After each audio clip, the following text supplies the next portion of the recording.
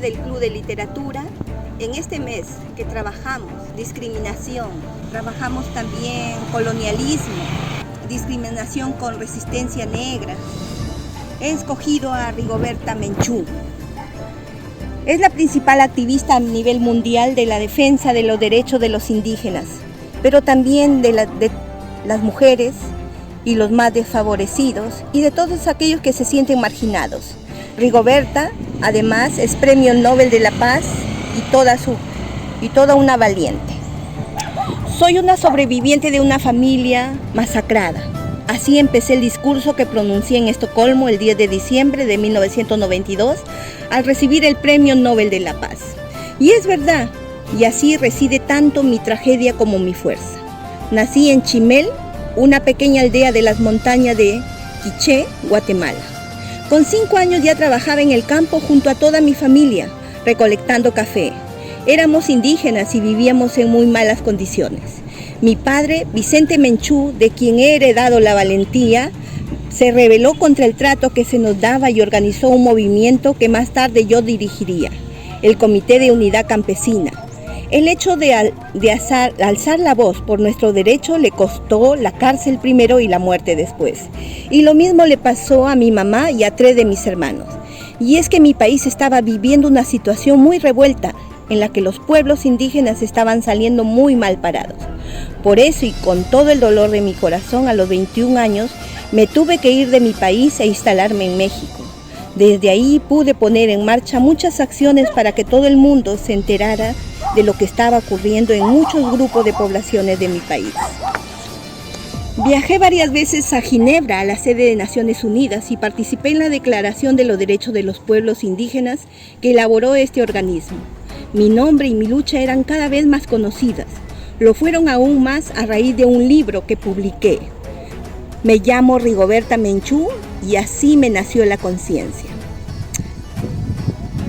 Allí contaba mi historia y sobre todo, cuando me dieron el premio Nobel, por fin el mundo se tomaba en serio las condiciones de los pueblos indígenas. Pero aún había mucho por hacer, así que fundé el primer partido político organizado por indígenas y conseguimos tener representación y voz en el Congreso. Además de luchar por los derechos civiles, contribuí en todo lo que pude al restablecimiento del orden en mi país, potenciando la participación de las mujeres en los nuevos gobiernos. Y ahí sigo, como dije en una entrevista, preparada para comenzar otros 20 años de lucha. Las frases de Rigoberta son: a nosotros los mayas nos enseñan desde pequeños que nunca hay que tomar más de lo que necesitamos para vivir. Yo creo firmemente que el respeto a la diversidad es un pilar fundamental en la erradicación del racismo, la xenofobia y la intolerancia. Conocer historias dolorosas y experiencias que han pasado los antepasados provocan en nosotros emociones negativas de ira, de amargura, de resentimiento. Liberemos esos sentimientos y permitámonos un proceso de curación colectiva. Perdonemos comportamientos dañinos de discriminación étnica. Nosotros somos de la costa, de la sierra y de la selva. Resistencias negras, la colonización en nuestro Perú. Esto puede influir en nuestras acciones futuras y ayudarnos a no cometer los mismos errores.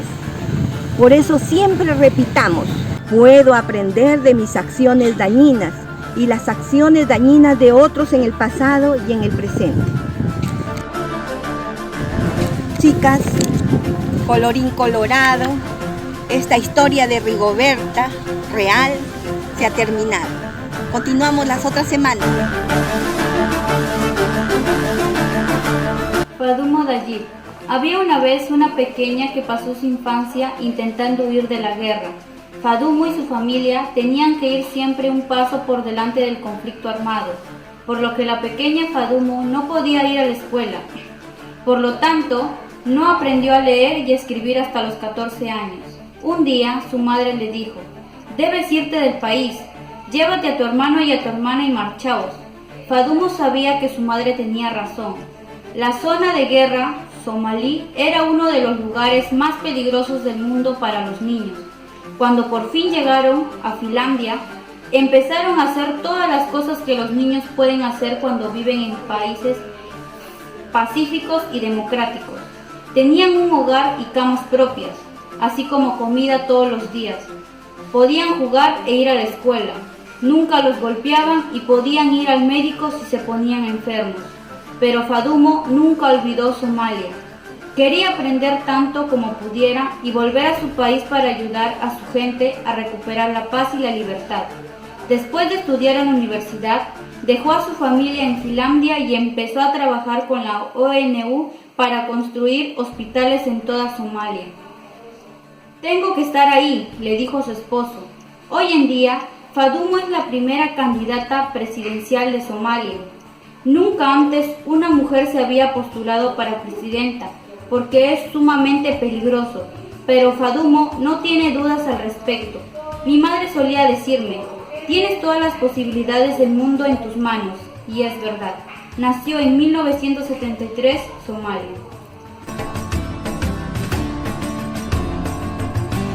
Harriet Tubman, defensora de la libertad.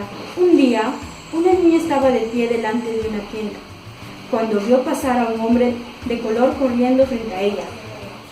Lo perseguía un hombre blanco que gritaba, «¡Deténganlo! ¡Es mi esclavo!».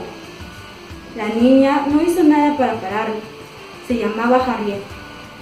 Tenía 12 años y ella también era esclava. Ella esperaba que el hombre lograra escapar. Quería ayudarlo. El perseguidor le lanzó un objeto de hierro al fugitivo, pero falló y golpeó a Harriet en la cabeza. La herida era grave, pero su gruesa cabellera amortiguó el golpe lo suficiente para salvarle la vida. Nunca me había pasado un peine por el cabello, relataba, así que parecía un cesto de paja. Unos años después, la familia a la cual pertenecía la puso en venta, así que Harriet aprovechó la oportunidad para escapar. Se ocultaba durante el día y viajaba de noche.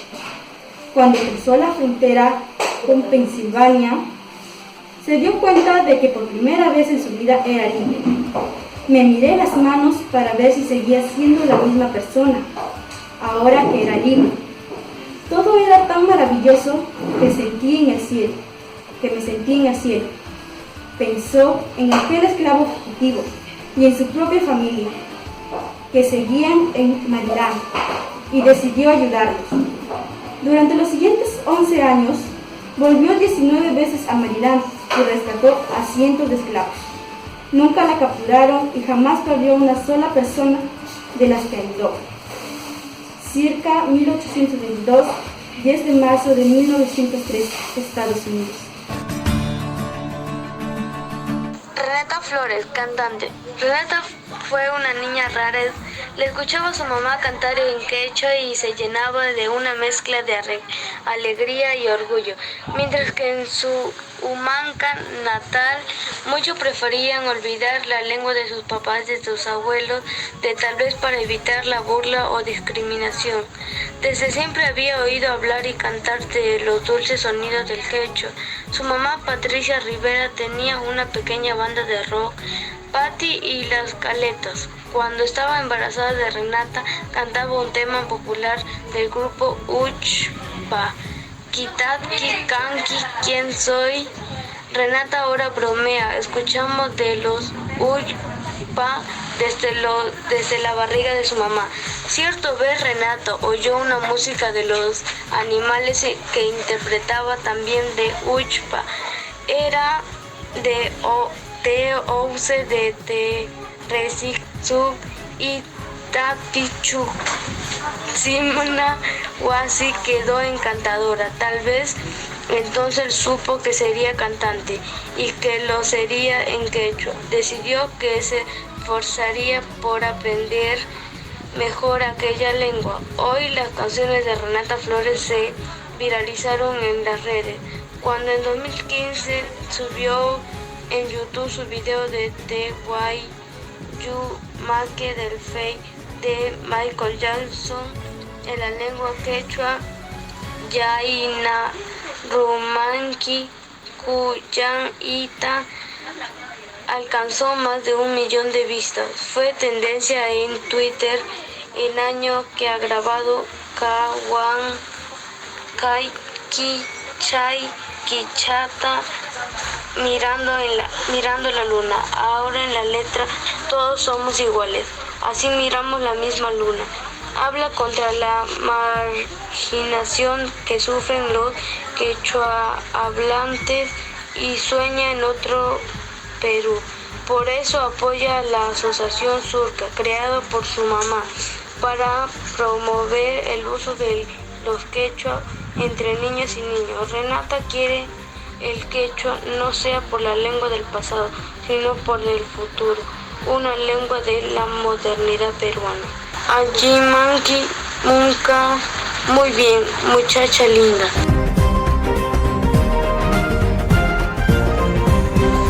Victoria Santa Cruz, compositora e investigadora.